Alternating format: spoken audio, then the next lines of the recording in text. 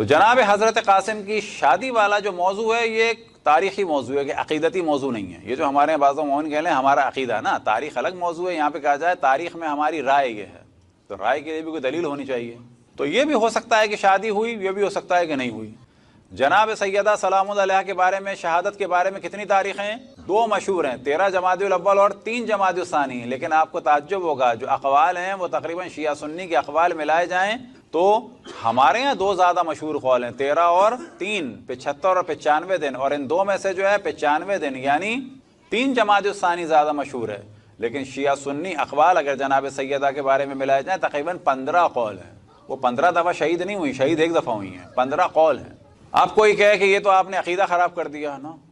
بعض دفعہ یہ ہوتا ہے جب مومنین کو ایک بات پہلی دفعہ پتہ چلتی ہے تو وہ ان کے لیے نہیں ہوتی. اب آپ سے سوال کیا جائے, اب ہم تاریخی کی مثال دیں تھوڑا سا ہلکا سا شوق لگا کے, اور پھر اس کے بعد آپ کی توجہ دلائیں, کہیں گے نہیں ذہن میں تو ہمارے بھی یہی تھا. شہدائے کربلا کتنے 72. ذریعہ امام حسین پہ کتنے نام ہیں, کتنے ہیں وہاں پر 200 سے اوپر. تو آپ کہیں گے یہ تو کیا ہوا ہے, تو یعنی آپ پکے شیعہ ہیں کہ وہ پکے شیعہ ہیں. اب آپ کہیں گے 72 والی روایت غلط ہے, نہیں وہ بھی صحیح ہے. تو شہداء کتنے تھے, ہم کہیں گے وہ تو 200 کے آس پاس تھے مثلا. تو آپ کہیں گے 72 نہیں تھے, ہم کہیں گے 72 بھی تھے. تو صحیح قول کیا ہے, 72 بھی اور وہ بھی ہے, واقعاً دونوں صحیح ہیں. اب آپ کہیں گے یہ کیسے ہو سکتا ہے, وہ ایسے ہو سکتا ہے کہ جو 72 والی بات ہے وہ کیا ہے. اب آپ سوچیں گے تو آپ کو کلیئر ہو جائے گا کہ بات تو بڑی عقلی سی ہے. 72 جو ہیں وہ صبح عاشور امام حسین علیہ السلام کی فوج تھی. 32 سوار 40 پیدل, کتنے ہو گئے 72. ان 72 میں حضرت حر تھے, صبح کھڑے تھے فوج میں, صبح تھے حضرت حر, کتنے ہو گئے, ان کے بھائی تھے, ان کا بیٹا تھا, حضرت علی اصغر تھے. اب آ جائیں جو عاشور سے پہلے کے شہداء تھے جو ہم نے پہلے بیان کیا, وہ تھے کھڑے ہوئے, حضرت مسلم, حضرت ہانی شہید بصرہ, حضرت سلیمان بن ابی رزین, جناب قیس بن مصاہر سیداوی, جناب عبداللہ بن یختر تھے ان میں کھڑے تھے. نو تو پہلے شہید ہو گئے تھے. جو بعد والے تھے تو یہ ذہن میں رہے کہ جب کہا جاتا ہے 72 کی فوج یعنی صبح عاشور امام حسین علیہ السلام کے جو اصحاب تھے وہ 72 تھے. یہ ایک مشہور قول ہے شیعہ سنی دونوں کے درمیان. لیکن اس دوران کچھ لوگ اور بھی آئے تھے, ایک ایک 2 کر کے. وجہ یہ تھی کہ یزید کی جو فوج تھی, اول تو بہت سارے لوگوں کو یقین ہی نہیں تھا کہ امام حسین سے جنگ ہوگی, لیکن وہ سوچ رہے تھے کہ اس وقت ہم مخالفت کریں تو ہم پیس دیے جائیں گے. وہ کھڑے تھے کہ جیسے ہی موقع ملے گا کیا کریں گے, ہم جنگ نہیں ہوئی تو واپس چلے جائیں گے, پرابلم ہی نہیں ہوگا, جنگ ہوئی تو کیا ہوگا, ادھر آ جائیں گے. لہٰذا بعض جگہ ہے کہ آخر وقت تک کچھ لوگوں نے کوشش کی کہ جو نہر کے دوسری جانب تھے کہ آئیں, نہیں آ پائے وہ لوگ. تو اب کتنا عدد تھا, تقریباً یہ 200 کے آس پاس. شہید ہوتے اتنے ہو گئے. تو کیا یہ کوئی نئی بات ہو گئی؟ نئی بات نہیں ہوئی. یعنی خود آپ کے ذہن میں بھی تھا کہ 72 کی فوج تھی, اس میں حضرت علی اصغر نہیں تھے, حضرت حر نہیں تھے, حتیٰ اس فوج میں ممکن ہے حضرت قاسم بھی نہ ہوں, یہ فوج کی صورت میں نہیں تھے, یہ بالکل آخری شہداء کے درمیان تھے, بچے تھے. وہ جو عصر عاشور بچے مارے گئے وہ بھی فوج میں نہیں تھے, وہ جو بچیاں ماری گئیں جن کا کل ذکر کیا وہ بھی فوج میں نہیں تھی. تو اب اگر اس طریقے سے بتایا جائے کہ 72 کی فوج تھی اور اس طرح سے آگے پیچھے سلسلہ ہوتا رہا تو آپ نے ایکسیپٹ کر لیا. اب اگر میں بتا کے چلا جاتا یہ سب کچھ آپ کو غلط ہے, جو آپ نے بتایا 72 نہیں تھے اتنے تھے, ایک دم سے تہلکہ مچ جاتا. تو بعض دفعہ بعض روایات ٹکراتی نہیں ہیں بلکہ وہ خاص سچویشن کو بیان کر رہی ہوتی ہیں, اور یہ خطیب کا کام ہوتا ہے کہ ان دونوں روایات کو کلیئر کر کے جمع کر کے آپ کو بتائے کہ جب اس اینگل سے دیکھا تھا تو یہ لگ رہا تھا, اس اینگل سے دیکھا تھا تو یہ لگ رہا تھا. صبح عاشور جب آپ نے دیکھا کہ گھوڑوں پہ کتنے سوار ہیں اور تلوار لے کے کتنے کھڑے ہوئے ہیں کہ جن کی ایک صف بنی ہوئی ہے, یہ 72 تھے. لیکن دفن ہوتے ہوتے اور بچوں کے شہید ہوتے ہوتے اور بعض افراد کے آتے آتے, جیسے کہ جناب حفحاف بن محند راسبی جو ہے بس کہاں سے پہنچے, بصرہ سے پہنچے, شہادت امام حسین کے بعد یہ فوج میں تھے نہیں تھے. شہدائے کربلا میں تھے تو فوج میں نہیں تھے الگ موضوع ہے, شہدائے کربلا میں ہونا الگ موضوع ہے. یہ قول بھی صحیح ہے, وہ قول بھی صحیح ہے. بس اگر آپ کہیں کہ 72 کی فوج تو یہ بالکل آپ نے صحیح بات کہی.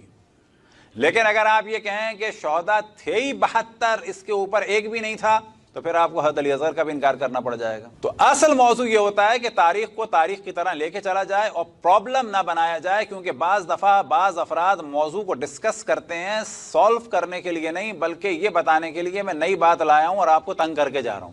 تو حضرت قاسم کی شادی ہو بھی سکتی ہے, نہیں بھی ہو سکتی, دونوں طرح کی روایات ہیں. اب جو زیادہ مشہور قول ہے وہ یہی ہے کہ فرض کریں نہیں ہوئی, تو اب یہاں پہ اعتراض کیا جاتا ہے کیا یہ توہین ہے؟ کوئی توہین نہیں ہے, شادی کی نسبت ہے. اب وہ یا یہ حضرت قاسم تھے یا مثلا وہ حضرت قاسم تھے، حضرت زینب کے وہ بھی ایک طرح سے دولہا تھے لیکن اس دن نہیں ہوئی تھی شادی ان کی، یا یہ کہ وصیت تھی، یہ بھی ممکن ہے، یا یہ کہ جو رسم ایک آرزو کی صورت میں ہے۔ یہ ہم نے سابقہ عشرے میں بھی بیان کیا تھا کہ بعض دفعہ بعض چیزیں جو ہیں وہ کسی ایک چیز کو ثابت نہیں کرتی کہ یہ ہوا تھا۔ تو جناب قاسم کی جو یہ شادی والی روایت صحیح ہو یا نہ ہو، یہ قول ہو یا وہ قول ہو، اب اگلا سوال یہ کرتے ہیں کہ کیا ان کی مہندی اور یہ اس قسم کی چیزیں جائز ہے؟ قطعاً جائز ہے۔ مراجع سے سوال ہوا کر سکتے ہیں، انہوں نے کہا کر سکتے ہیں، اس نیت سے کہ یہ ایک ماں کی تمنا تھی، اس نیت سے کہ یہ ایک جوان کے لیے رسم کے طور پہ کیا جائے، کوئی حرج نہیں ہے۔ اب یہاں پہ بعض کہتے ہیں یہ جو مہندی کی رسم ہے انڈیا کی ہے، نا، یہ بہت بڑی غلط فہمی ہے، انڈیا کی نہیں ہے، یہ ساری رسم ایران عراق سے یہاں آئی ہیں، نہ کہ انڈیا سے وہاں گئی ہیں۔ بعد میں جو بھی بیٹھنا چاہے آپ میں سے جو بھی جا کے سرچ کرے، گوگل فارسی لکھے، گوگل فارسی اب لکھیں گے تو وہاں پہ لکھیں ہنا، البتہ وہاں اعراب نہیں آتے، ہم لوگ کہتے ہیں ہنا، وہ لوگ کہتے ہیں ہنا یا ہنا، ہے نون الف ہنا، اور لکھ دیں قاسم یا لکھ دیں عروسی قاسم، آپ کو ساری فوٹو آ جائیں گی، سب وہ ایران عراق کی ہیں۔ مہندی وہاں پر ہوتی ہے، پھل کے تھال وہاں پر ہوتے ہیں، چراغاں وہاں پر ہوتا ہے، موم بتیاں وہاں لے کے چلتے ہیں، مہندی وہاں پر بٹتی ہے، یہ ساری چیزیں وہاں سے ہمارے یہاں آئی ہیں اور اس کا کوئی تعلق ہندوازم سے نہیں ہے۔ اب اگر ہو بھی تو کیا ہے؟ تو یاد رکھیں بعض چیزیں ہوتی ہیں کسی دین کی چیزیں، اور ان کو اگر ایڈاپٹ کیا جائے اس طریقے سے کہ ہم کافر لگنے لگیں، وہ غلط ہوتی ہیں، اور بعض چیزیں ہوتی ہیں کسی علاقے کی چیزیں۔ یاد رکھیں ہندو رسم الگ چیز ہے، انڈیا کی رسم الگ چیز ہے، جس کو ہمارے یہاں ملا دیتے ہیں لوگ۔ سرخ جوڑا انڈیا کا ہے، سرخ جوڑا ہندوازم کا نہیں ہے۔ کہا جاتا ہے ہندوؤں کا رنگ جو ہے وہ ہو سکتا ہے اورنج اور گیرو، ہاں وہ ان کا وہ والا کلر ہو سکتا ہے، لیکن سرخ جو ہے وہ انڈیا کا ہے۔ اب اگر کوئی یہاں پر وائٹ استعمال کرے تو کیا کہے عیسائی ہو گئے؟ نا، کلچر ہے۔ تو یاد رکھیں کلچر کو ایڈاپٹ کیا جا سکتا ہے اس حد تک جب تک کہ انسان دین سے نہ نکل جائے۔ مثال کے طور پہ ہم اپنے گلے میں کراس ڈالنے لگیں، جائز نہیں ہے۔ مثال کے طور پر ہم امامے کی جگہ پگڑی باندھیں وہ کہ جس کے بعد لوگ سمجھیں کہ ہم سکھ ہیں، صحیح ہے، وہ بھی ایک دین ہے، ان کا ہم احترام کرتے ہیں، لیکن ہمارے لیے جائز نہیں ہوگا وہ۔ ہم اورنج کلر یا گیروے کلر کا جو ہے وہ ایک لنگ اور اوپر سے وہ ڈال کے آ جائیں، سب کیا سمجھیں گے کہ بدھسٹ آ گیا برما کا، نیپال کا۔ کہا جائے گا ایسا حلیہ بنانا بھی جائز نہیں ہے، یعنی اپنے آپ کو ایسا حلیہ بنائیں کہ لوگ ہمیں سمجھیں کہ ہم اسلام میں نہیں ہیں۔ اس حد تک کسی بھی دین کو، کلچر کو ایڈاپٹ کرنا جائز نہیں۔ لیکن اگر کسی چیز سے کوئی ہمیں نہیں سمجھتا اور کلیئر سی بات ہے کہ یہ ایک وہاں کا کلچر ہے تو کوئی حرج نہیں۔